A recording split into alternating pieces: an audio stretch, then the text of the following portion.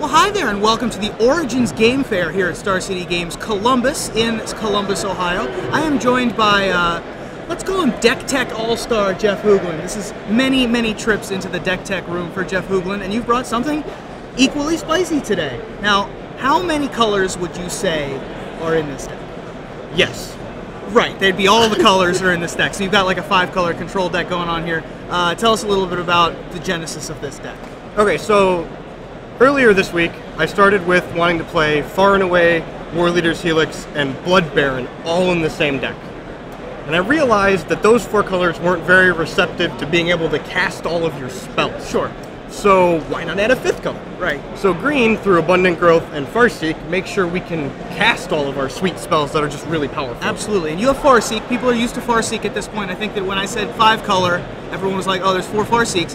Abundant Growth, not so much played, but very important to this deck, not just because it can fix your mana, but also it draws a card. The cantrip is huge because there's not room for things like Think Twice or Azorius Charms to cantrip in this deck. It allows you to only play 25 lands and still be able to hit your land drops consistently with that cantrip. Excellent. So you were talking about Far and Away and War Leader's Helix being 2 of the most important pieces of the elimination suite in the deck. You've rounded it out with Turn and Burn, Pillar of Flame, and Bonfire of the Damned, yes. An old favorite. Not so much played as much anymore because things like Boros Reckoner are around, the Aristocrats. Oh, well, Bonfire used for 75. Well, I've still got 4 creatures.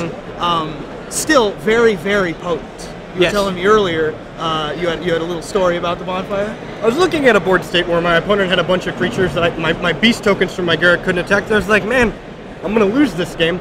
But then I drew my card for the turn, and it was the fair and balanced Bonfire of the Damned. Right, which you've never cast before. That was the first time I'd ever miracled it in a Sanctioned Magic event, and he died. Yeah, that's definitely a balanced Magic card is what that is.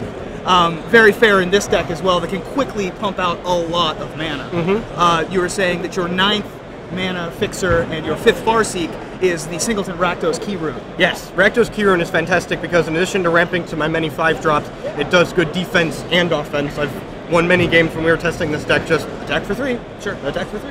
Absolutely, and they live through opposing Terminus and Supreme Verdict, things like that as well. And they can trade with opposing Thrag Tusk, or not even trade, trump opposing Thrag Tusk, which is very nice. Snapcaster Mage, another Farseek, another elimination spell if you need it. Yep. Just a very good card in this deck. You also have 2 Syncopate for the things that you need to be able to deal with on the way down. Yes, definitely. And Syncopate is something a lot of people won't expect out of a mana base like this. And once they get caught by it, they're going to have to respect it or get blown out by it again. All right, we've successfully not died. Yes. Now let's try to win the game. We have lots of ways to try to win the game. We have Garrett Primal Hunter and Thrag Tusk, both of which you might expect to see in a deck like this. Although 5 colors, 3 green mana, a little ambitious, but it is 5-color green. So one thing I like to point out when a few people told me Garrick seemed greedy, there's 19 green sources in his mana base. That's more green sources than Jund plays, plus my Abundant Growth. That's really conservative for Garrick. That's actually a lot. You're right. And it's also, you can't really run Sphinx's Revelation in this deck. Correct. White is the 5th color. You can't really afford to run that, so having Garrick as your draw source is very good. Yep. You also have Thrag Tusk. Obviously, everyone's used to Thrag Tusk. Yep. Having your threats also stabilize the board is fantastic. Right, and people aren't carrying 2 spears like they probably should be. Correct. You've also got Blood Baron of Viscopa, a card that's picked up in popularity the last 2 weeks. Yes, this card is finally starting to see the play that I think it deserves. It protects itself for most of the potent removal spells in the format. Mizium Mord is only the real thing that catches it consistently. Yeah, and those cards are on the decline. Yep. And against aggro decks, it does really good Battle Skull impersonation of stabilizing the board. Absolutely, and you have 1 Assemble Legion just in case they can deal with your creatures. Yeah, definitely. It takes over a mid-range mirror. It's really good if you can sneak it in against control. As interesting as your main decks always are, and they always are, let's go to the sideboard. We have a little bit of a hodgepodge of a sideboard that I'm just going to list off some cards that some people might expect the Cavern of Souls and Etherling sideboard playing. That might be expected. You might even expect to see Abrupt Decay and Detention Sphere. Those are good catch-all answers. You know, at this point, people might even expect your Evil Twins. Those have been popping up in popularity a little bit as well. Then we get to Sepulchral Primordial. You know, I'm going to be honest. I didn't even know what that card was named this morning. Sure. I walked up to the booth and was like, give me one of those black primordials. Black Primordials, yes. But this is a very potent card that people have been using on Magic Online to be able to deal with the Junk Reanimator mirrors. Being able to steal an opposing Angel of Serenity, very powerful. It's very good against Jund and other mid-range decks to get 2 creatures for the price of 1. Absolutely. Anything with Grizzly Salvage, or anything that throws creatures under the bus. Yep.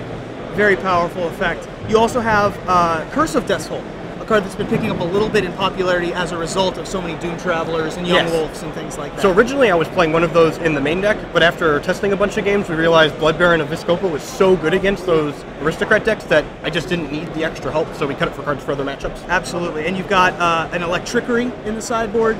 Electrickery is very diverse. I like it against the really aggressive decks to be able to have access to 5 1-mana removal spells on the draw. Sure. And the Overload also catches Invisible Stalker, which is nice. Nice, yeah, that's a very good point, because a lot of people would be thinking about running things like, is it Staticaster in that slot? But being able to knock off, Invisible Stalkers, very important for this deck. Electrickery being able to do that, very important. So, you're a player that's well known for brews, and you have had success with them. The players have not necessarily followed your lead when it comes to things like Rug Flash, in large amounts. Now, of course, other people other than yourself have top-8 tournaments with Rug Flash. They've top-8 tournaments with the 4-color Loam deck that you're very well known for playing in Legacy.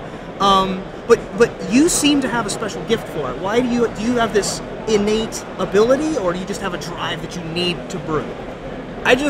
Whenever I go into a Magic tournament, I know that I'm going to play better if I'm having fun playing the cards I'm playing. Sure. And like, Magic's a game of variance, so the best player isn't always going to win. So if you're going to lose the matches, you might as well do it playing sweet cards. Exactly. You may as well do it miracling Bonfire and having Blood Baron in play with your turn and burn.